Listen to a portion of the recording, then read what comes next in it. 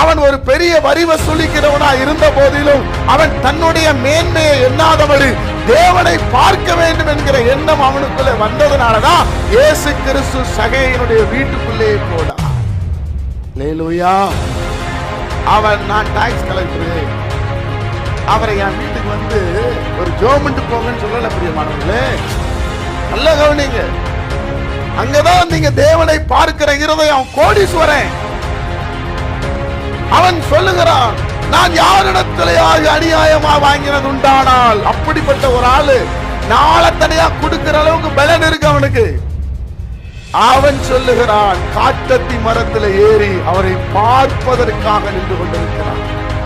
அந்த காலம் இனி வரப்போகிறது. கை தட்டுங்க பார்க்கலாம். ஆமென் சொல்லுங்க. அல்லேலூயா. தேவனுடைய மனிதர்கள் எல்லா பிரிவினையாயிருக்கிற எல்லா திருச்சபைகளும் ஒன்று இணைகிற நாட்கள் வரப்போகிறது. இஸ்ரவேலின் தேவனை பார்க்கிற நாட்கள் வரப்போகிறது. கை தட்டி கர்த்தரை ஸ்தோத்திரம் பண்ணுங்க. அல்லேலூயா.